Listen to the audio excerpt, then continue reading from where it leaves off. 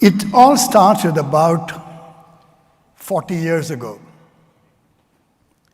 I joined MIT Sloan School as an assistant professor of strategy, and a group of faculty members got together and asked the question, how will information technology change the landscape of business as we know it? How will it change the way we teach, way we research, and the way we educate the next generation of students and executives? This is not 2026. This was 1986. You got to remember what the information technology was. We had an IBM PC on the desktop. We had Lotus 123. Computers were not connected. We had no idea what ARPANET, Ethernet, or Internet would become. But the question that the faculty members asked was fundamental at that time. We knew that the technology was going to have an impact, except we didn't know how. We knew that the technology will have an impact, but we didn't know where. So we had a set of companies working with us to help us understand how the landscape of business will change because of technology. Fast forward 40 years, 2026, we are asking the same question. How will AI change the landscape of business? How will it change what we teach, what we research, what we educate, how we practice, how we innovate, how we transact, how we govern? All of the activities that individuals, organizations, and societies do is being impacted by this technology. The landscape of technology has changed, but the fundamental question has not changed. So all of us sitting here in this room have got to really ask the question, how will AI change what I do, what my function does, what my organization does, how we compete, how we deliver value to our customers, and not simply treat this as one more evolution of technology. That's the only lesson that I've learned in the last 40 years, is that every generation of technology has challenged the assumptions about management. And that's really what I want to spend the next 40 minutes or so with you to talk about what's the AI equation. The reason I pose this question, why is this an AI equation? Let me get my sticker, my clicker. Can I get my next slide up?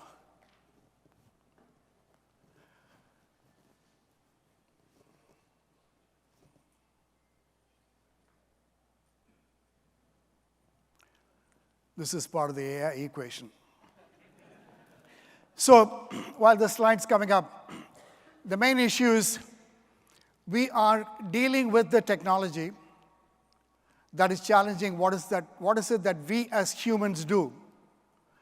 And what I want to walk you through in the next 40 minutes is really this fundamental question that everyone should be thinking about, is what's our AI equation? Because the economists have really been thinking about this for a long time. They said it's labor and technology. We allocate resources either hiring a human being or employing technology. That was the fundamental aspect of the industrial age. Then we had the information age, where we allowed the technology to do a little bit of the routine tasks. But scientists and scholars and philosophers have been thinking about this for a very long time, right? John McCarthy in 1966, when there was a first conference on AI, said, as soon as it works, no one calls it AI anymore. Or take a look at B.F. Skinner, the psychologist who said, the real problem is not whether machines think, but whether humans do. So this has been a question for a long time. But in 2026, we are facing this pivotal point. And this pivotal point is important for us to then look back, not 50, 60 years back, but what happened in 1997. In 1997 is the first time that a machine defeated the best of humans. Not an average human, but the best of human. In 1996, the previous year, Garry Kasparov played against Deep Blue and won. In 1997, he had a rematch and he lost. But what he did after that is really what is profound. He had a series of experiments in which he had humans with the Deep Blue computer play against the humans without the computer. And in nearly all cases, humans with the computer defeated the human without the computer. In nearly all cases, humans with the computer defeated the computer. That was in 1997. And it's important for us to look back because this tension between humans and machines have been with us for a long time. But it might have been at the periphery of what you and I think about as mainstream today. But to me, that's a very important signal about the intersection between humans and machines. Now, let's fast forward from 1997 to what happened in 2016. 10 years back, we had a game between the best human who plays the game Go Moku, if you're from the southern part of the world, or Go, more popularly. It played against Lee Sedol. And what happened in 2017 was that Lee Sedol lost to AlphaGo. I usually don't recommend you to recommend movies to my students or to executives, but I'll make an exception. If you have not watched the Deep Blue movie, that Netflix documentary, it is something that is extremely valuable for you to do with your team. Because that's 10 years back. But not, to me, 2017 was the starting point. What happened in 2018 was Google deciding to run an experiment, which is, what if the machine was not fed with human data? What if the machine learned to play on its own? Just imagine the shift. Till all this time, we taught the machine to play based on how humans played the game. Whether it is chess or Go, we fed them with human data. But in 2018, starting with first principles, they decided to ask the machine to learn through self-play and self-directed how to play the game of Go. It took it 40 days to become the best at playing the game of Go. This is 2018 computing infrastructure. This is 2018 algorithm. We're not talking about 2026.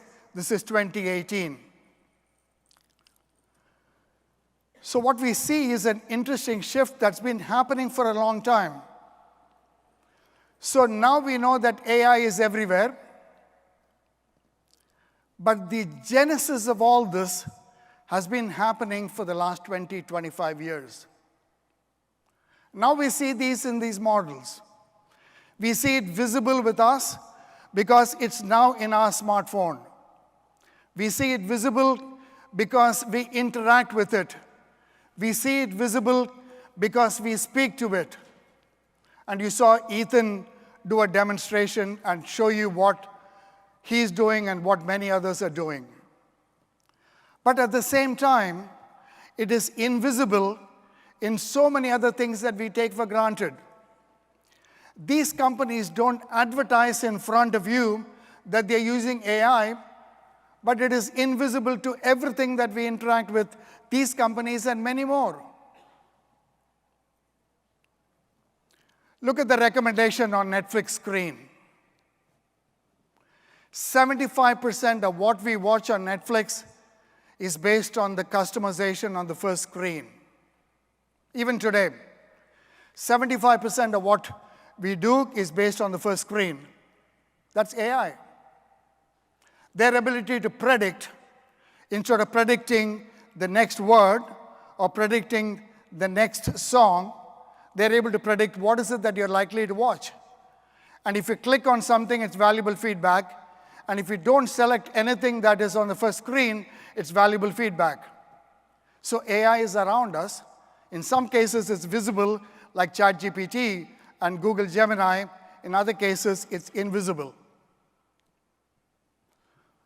But where we are in 2025-26 is a slight shift. It starts to replace us. It starts to take on things that you and I do on a regular basis. So take this quote. When Jensen Huang was asked, today they roughly have about 37,000 people, said, project into the future and give us a sense as what NVIDIA will look like. And his response to me was very interesting. He said, sometime in the next few years, we will scale up with about 50,000 humans and about 100 million agents. Just look at the equation. Look at the AI to human equation in that particular quote. That may happen in the future. Or take a company that stands at the center of an expertise economy, which is McKinsey. How does McKinsey operate today? Not in 2030, not in 2035. How does it operate today? They got 40,000 professionals with about 20,000 agents. Different equation. Or you take a look at what Microsoft has put out as the most important issue for organizations to think about is what's the ratio between humans and machines, the AI equation. We used to teach and talk about span of control, which is how many employees do you have? What's the breadth, depth, and variety of the employees that managers manage? Because that's an important aspect of the cognition tax that we pose on managers. What's your portfolio? Too few agents? You're not yet fully exploiting what is possible. Too many agents? Then you're doing operational tasks that maybe humans should not be involved in. It's a different set of equation. What's the optimum level of humans and agents working together is not a single equation, but is an equation that you got to figure out for your organization, for your function, relative to how your competitors are organizing. That's the AI equation in front of all of us as managers and leaders. So it's really about asking the question, where will the next level of productivity come from? Is the next level of productivity going to come from humans becoming better at unlocking value that somehow we are not able to unlock today? Or is it going to come from humans working with machines, unlocking the productivity that we expect to have in the next few years? You've all seen studies. You've all seen headlines. You've all seen research reports. You've all seen analysts present in front of you that AI will unlock value. And I purposely didn't fill out what that X number looks like. That X trillion is simply a function of the assumption that the analyst has made.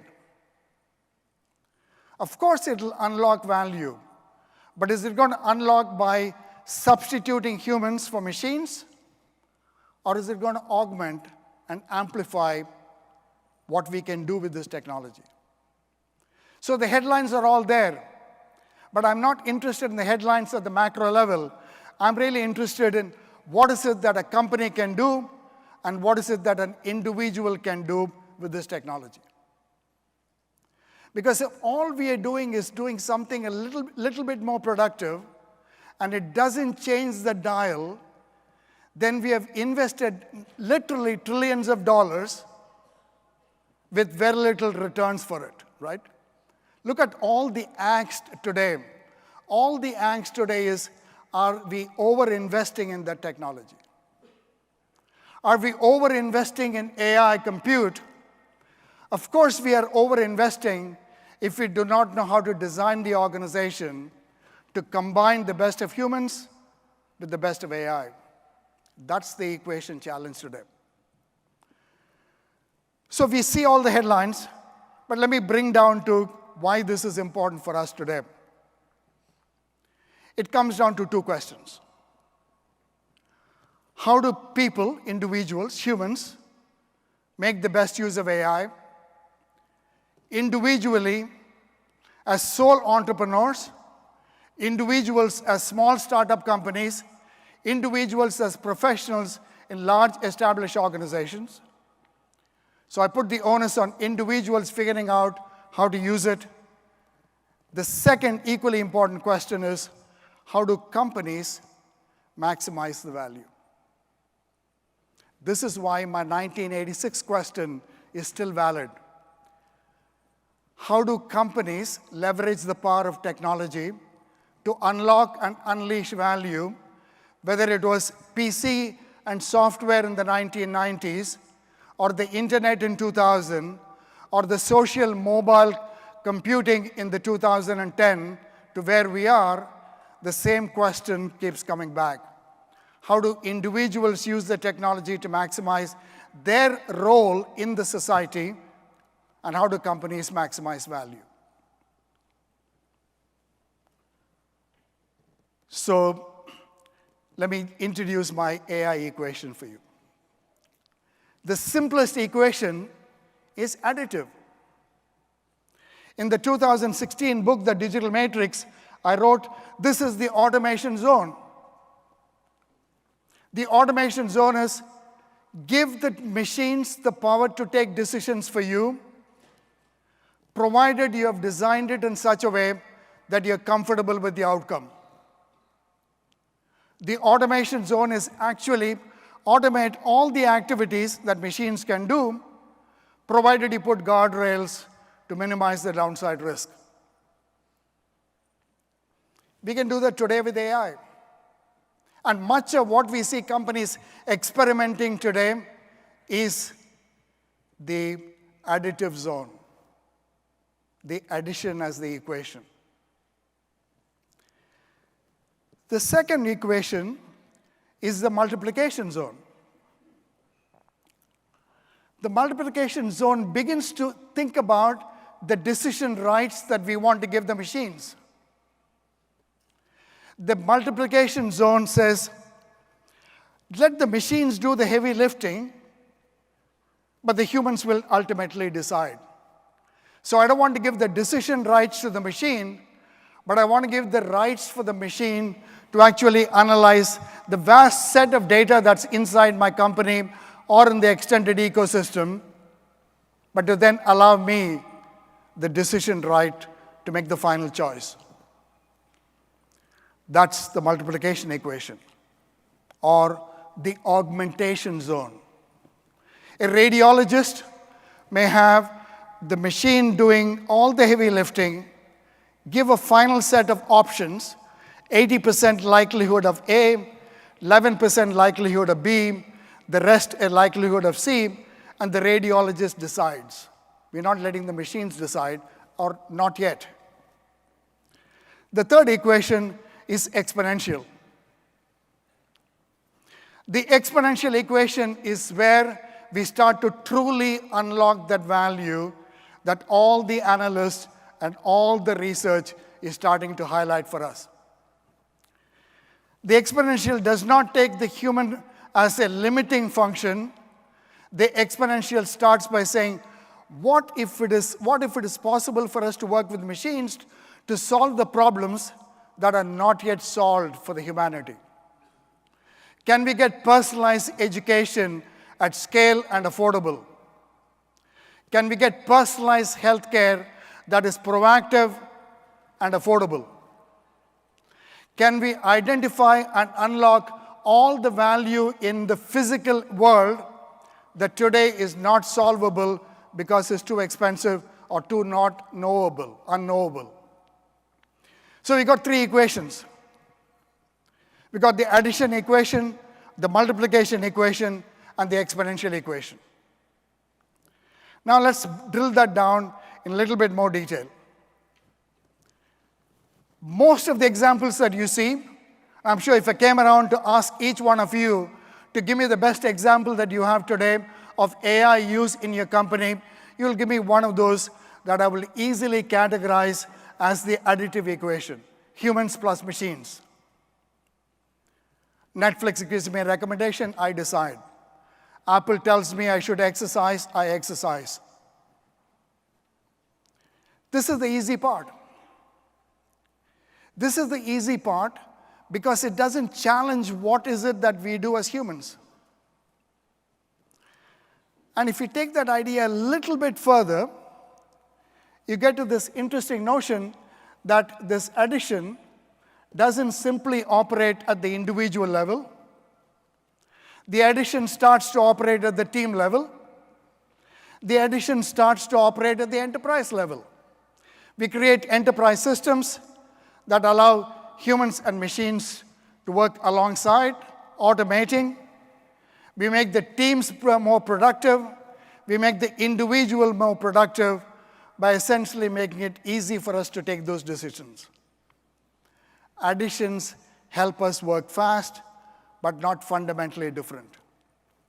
That's why most of the AI use cases we see show the promise, but it doesn't scale up to unlock the productivity that we expected. Now, let's take the next one, the multiplication. Now it starts to get slightly different. So you go to Bayer and Monsanto and start looking at how the farmers are deciding what to do with the precision farming challenges.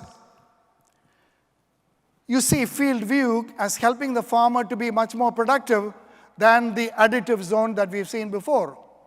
Or John Deere working with the farmers to help the farmer figure out what's the optimum combination of feed and seed. That's a multiplication. Because it is able to see where the weeds are, kill selectively the weeds, get productivity in the farm with something that a human cannot do with the naked eye. So we are bringing in the best of machines with the best of humans to unlock a level of productivity that we couldn't do in a purely additive way. Or the Tesla autonomous drive. Or the Caterpillar AI assistant. Or any of the co-pilots that you may be working with. Classic multiplication equation. Again, we can do that at the individual level. What Ethan showed you as what you can do at the individual level. You can apply that at the team level. You can also apply that at the organization level. And when you start applying at the organization level, you begin to see the level of productivity that's possible. But that level of productivity is different from the level of productivity that you saw with this simply adding technology with the old organization. Now, let's get to the next level, next equation, the exponential. To me, the exciting frontier is to move from addition to multiplication to truly creating the possibility. It's humans raised to the power of AI. It is you raised to the power of AI is the equation that I want you to think about. What will you do raised to the power of AI? Not sitting alongside AI, not simply using it occasionally to multiply your productive capability. U raised to the power of AI. Small companies like Earth AI are beginning to look at the entire Earth field of rare minerals and materials to figure out where to unlock value from the physical resources that we haven't unlocked before. The geologists working with next generation models. The examples that we see today, the use cases that we see today, largely fit in with the first two equations. But when we take this exponential equation to the three levels that I've been talking about, individual, we now delegate to the machine with trust. We trust the machine to figure out how to do human genome sequencing. We trust the machine to figure out how to actually identify whether something is a weed or a seed on the farm. We start to trust the machine to do more things. But that's not going to come overnight. We've got to be conscious about it. We've got to be conscious about it. Then you raise it to the level of team. This is not the old-fashioned teaming exercise that we have had. This is the teaming exercise where we fundamentally rethink what humans do compared to what machines can do. Not what machines should do, but what machines can do to augment and amplify human talent. And then you raise that to the enterprise level, you begin to unlock the value that is now waiting to be unlocked. The question is, will you do it or will your competitors do it? That's why it's a strategic question, right?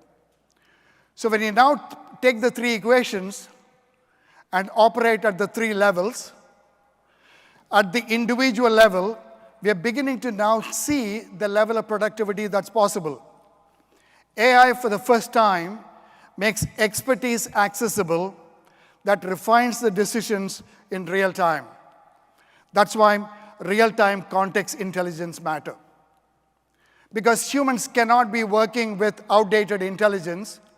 We cannot expect agents, AI agents, to unlock value working with outdated intelligence. That's why the real-time context intelligence start to become important. Then we get to the team level. The team is productive not because we have given them the equivalent of Lotus Notes in 2026, but we have given them the equivalent of what AI can do so that humans can focus on the things that the machines cannot do. And then we raise that to the organization level. The three equations that I mentioned, addition, multiplication, and exponential, operate at all three levels.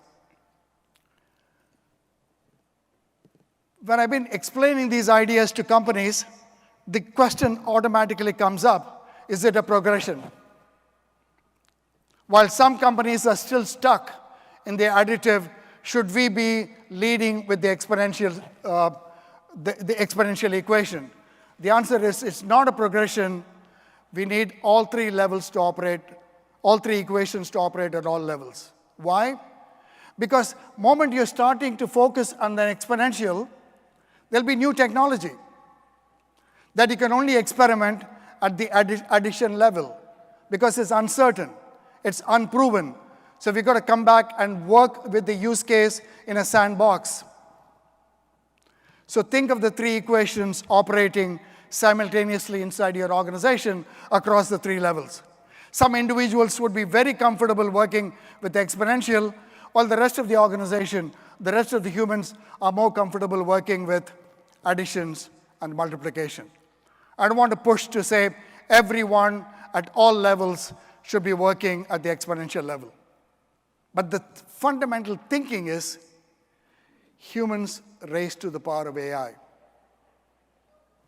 So expertise, so if you now look at the addition at the three levels, expertise is accessible, and that's really what we know today. We have digitized, and we have digitized the codified part of the expertise. And that has now become a commodity. The codified part of the expertise is commodity.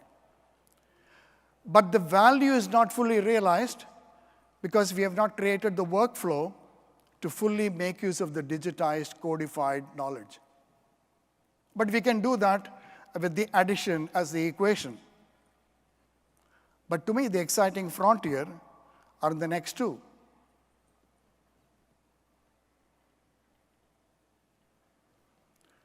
The multiplication, where the human and machine expertise gets integrated into the workflow, but the learning stays limited with how people apply it. We have not had the human resource organization change their training programs to get the humans to figure out how to apply it beyond the current workflow.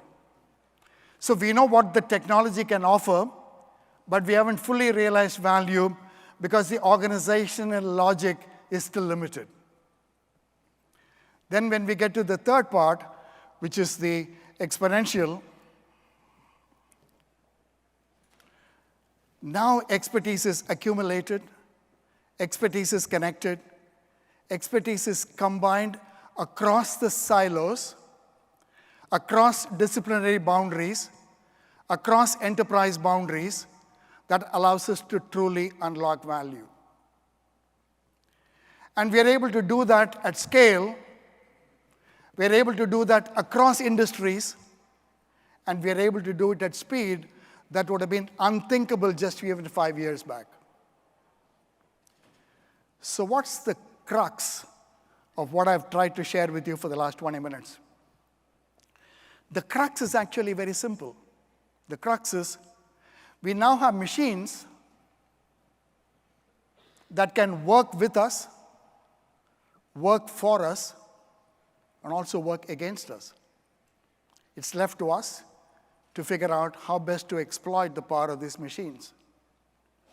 And we have had early warning signals of the possibilities of the power of these machines starting in 1996, when we had the best of humans lose to the machine in chess. But we have learned a lot from the world of games, and now we are starting to apply this to the world of business. So the AI equation matrix, if you will, is so what? You as an individual, what is it that you can do? You as a team, what is that AI can do? And you, as an organization, what is AI can do? I built up the logic for you to get you thinking about the fact that this is now a leadership question and not a technology question. We are only limited by our ability to actually leverage the power of the technology rather than the technology itself. I wouldn't have said that in 2022 before the Gen AI, because we had lots of algorithms, but the algorithms were all siloed. What happened inside a shop floor stayed inside the shop floor. What happened in financial services stayed in financial services. What happened in one industry stayed within the boundaries of the industry. Now, with the digitization of that knowledge, we now have access to solving problems in new ways. That's why the AI equation matrix becomes important. The three equations across the three levels. It applies to you as individual, it applies to you as a member of the team, and it applies to you as a member of the organization. So let me bring this back to data-driven and what you've been discussing for the last couple of days. In my view, the future is not about humans or machines. It's about humans deciding where machines can influence. It's humans deciding where machines can learn. It's humans deciding where the machines can act, augment, and amplify. And by humans, I mean every one of us, not just the technologist or the humanities or a CEO or an individual worker. Every one of us have got a role to play in deciding which equation will operate and the relative importance of the three equations across the three levels. The equations are identical for everyone. The multiplication equation is the same. The exponential equation is the same. But what varies is where expertise resides. Is it in humans or in machines? How it shifts over time, and whether it accumulates value over time. That's where the context intelligence matter. That's not static. Systems of records is static. But now we have gone beyond that, and I'm sure Manish will talk about that later in his keynote. So to me, this is not a progression. We need all three equations at all three levels. The entire organizing logic that we have inherited from the industrial age is under attack. Industrial age gave us ideas like functional specialization, departments, divisions, boundaries. All that is under attack. Because AI doesn't have functional boundaries. AI doesn't have industry boundaries. Hence, it's not a progression. We need all three equations operating across all three levels. So let me give you 5 action items to think about. First one, and perhaps the most important one, is ultimately about designing decision rights between humans and AI, but not treat the decision right as static, because the equation by itself is dynamic. You've got to continuously adapt. So we've got to design the decision rights between human and AI and continually adapt. The second thing is to invest in shared context as system, not simply better AI models. Don't make the investment decisions about AI models. Make investment decisions about a shared operating context that will allow you to outperform your competitors. That's the investment decision. The third action is you've got to embed learning inside the operations and fund accordingly. We had discussions in the industrial age about single loop learning and double loop learning. We put that in various processes. Now we've got to embed learning inside the operational loop and make sure that we have the right learning reflected in the decision rights so that the machines will know how to act on our behalf. Fourth is we got to build not digital literacy. There are not too many companies that are saying, how do we build and have programs for digital literacy? I'm reframing it as agentic literacy. The agentic literacy is your ability to decide, decipher, and delegate to agents what agents can do so that you can work on the kinds of problems and opportunities that today's agents cannot do. That's agentic literacy rather than simply digital or data literacy. And last but not least is you've got to govern this agency in motion. It's not static.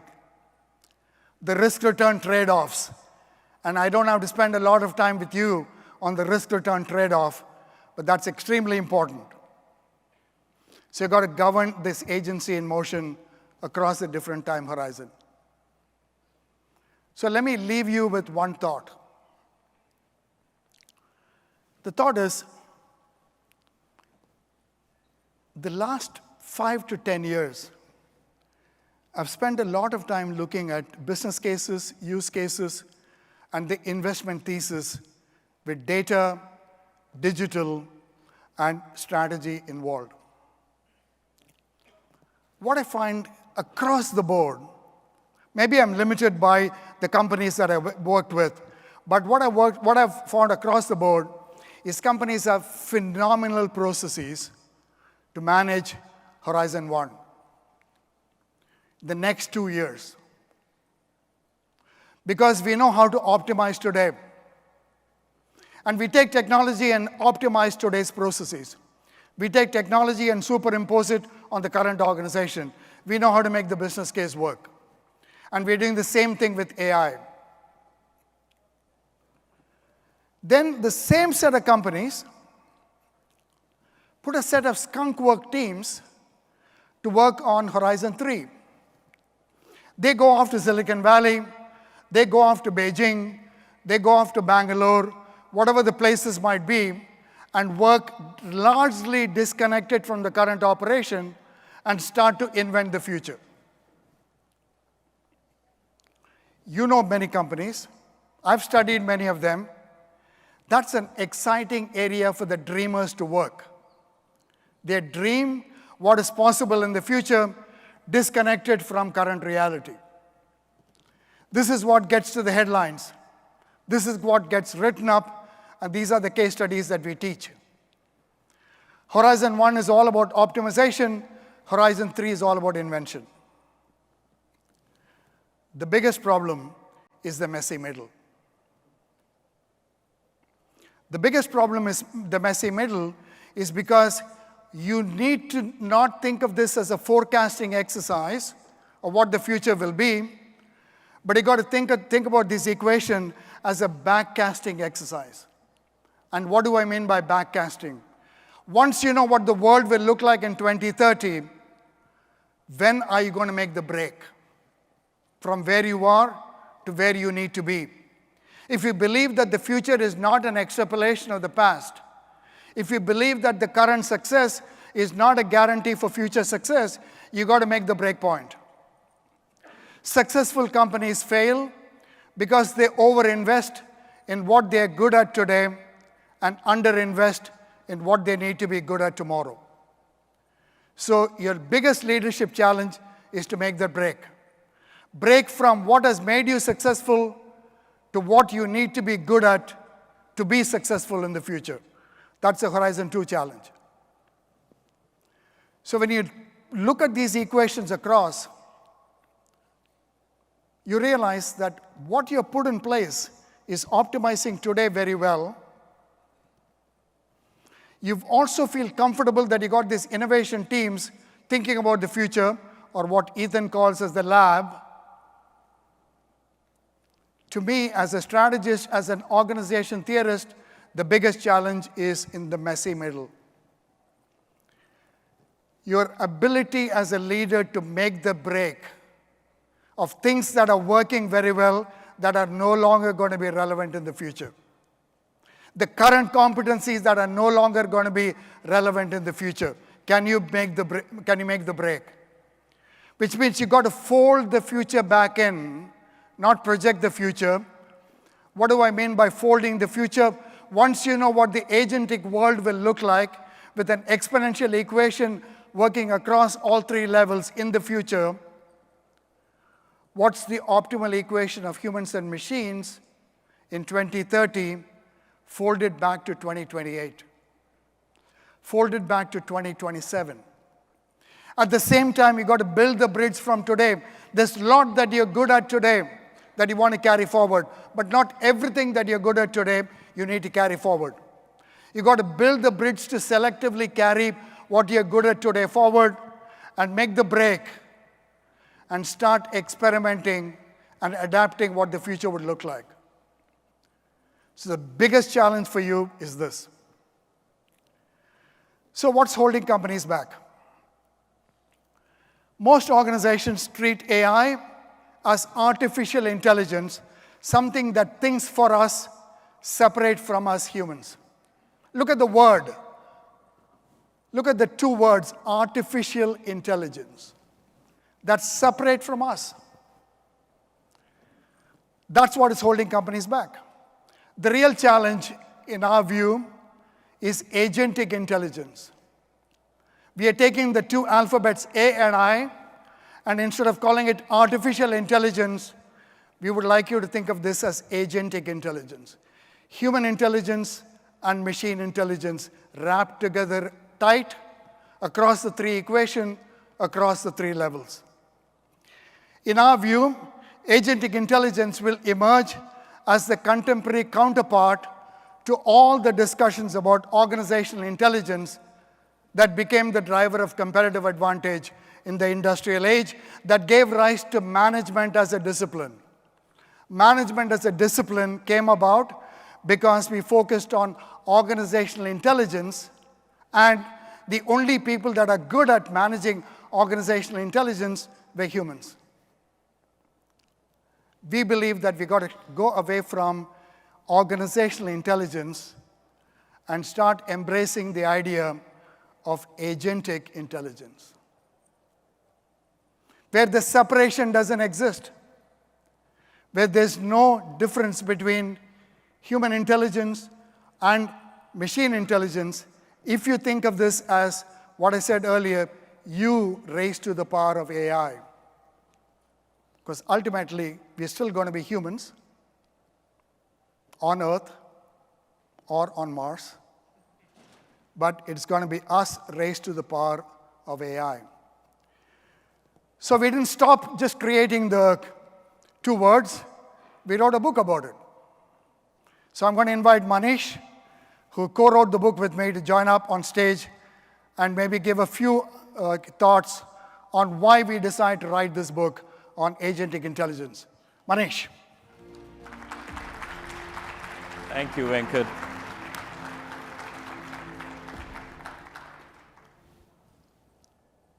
Agentic intelligence, this is all about co-agency. Working together, humans and machines. That's the future we are headed towards. And, humans raised to the power of AI, that's the exponential curve that we are looking at in our future. How do we prepare for that future? How do we get there? Where are we today versus how do we create the bridge into Horizon 3? That's what the book is all about. And it's great to collaborate with Venkat on this topic because what brought us together was his research in the past on fusion strategy, which was core to the theme that we had been working on and providing as a capability to you. And we both looked at the opportunity and said, why is that required?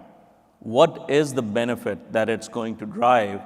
And how we'll be able to leverage that as a core capability in the agentic future. And that's how we came together and decided to write about agentic intelligence. And this is something that will be coming out approximately around the June timeframe. So we are both excited about the opportunity to share this with you and looking forward to it. Great. And Venkat, thank you so much for the collaboration Thank you on this. Thank you very much. Thank you.